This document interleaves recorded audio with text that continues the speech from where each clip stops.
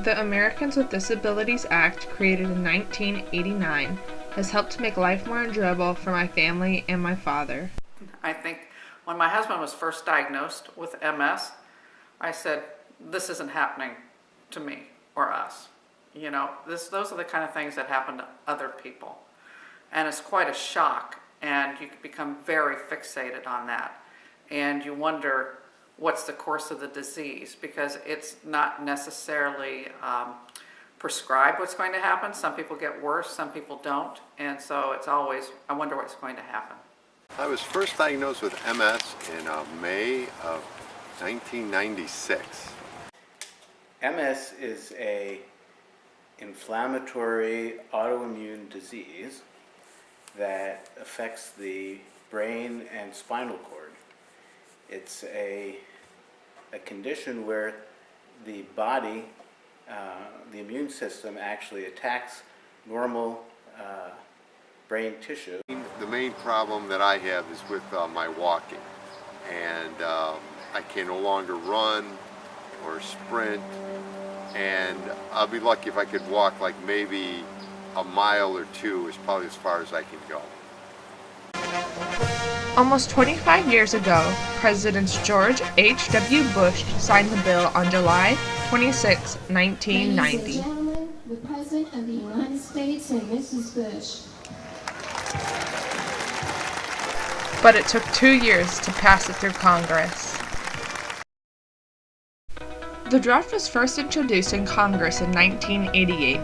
Justin Dark, chair of Congressional Task Force on Rights and Empowerment of People with Disabilities, held multiple public hearings in the states across America, giving thousands of people a chance to voice the injustices that society posed on people who live with disabilities. When the movement stalled, a coalition of disability groups formed to prove to Congress that the bill was necessary to give equal protection to citizens with disabilities. Congress met again and passed the ADA. Americans with disabilities didn't ask for charity or demand special treatment. They only wanted a fair shot at opportunity. They didn't want to be isolated. They wanted to be integrated, not dependent, but independent. And allowing all Americans to engage in our society and our economy is in our national interest.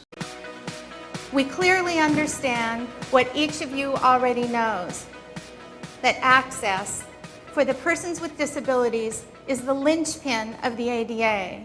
For without access, many of the fundamental rights guaranteed by the ADA are not nearly as meaningful.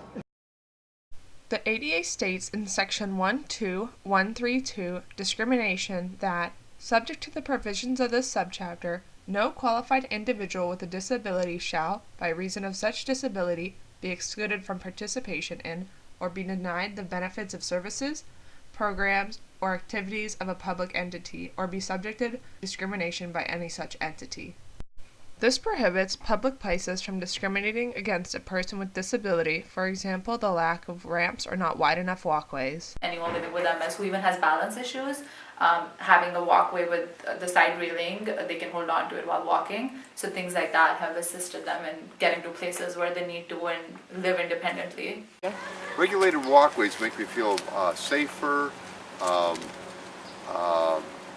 less anxious, more comfortable. I can walk quicker.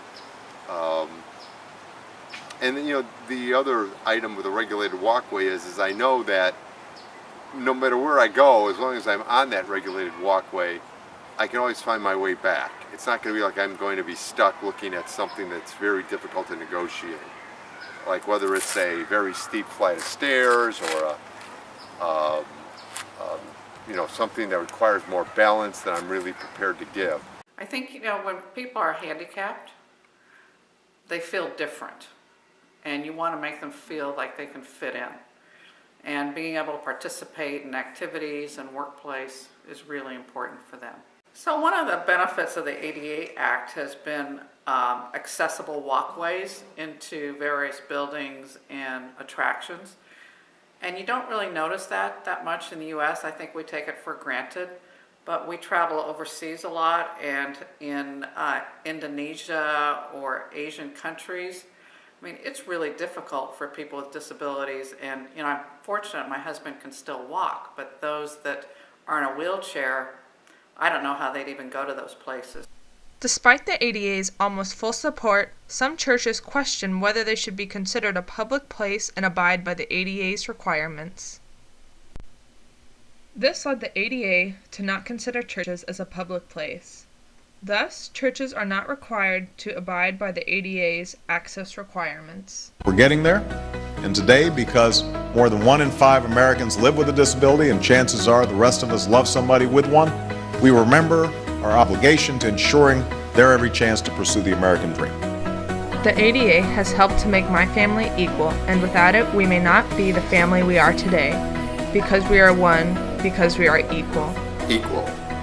Equal. Equal.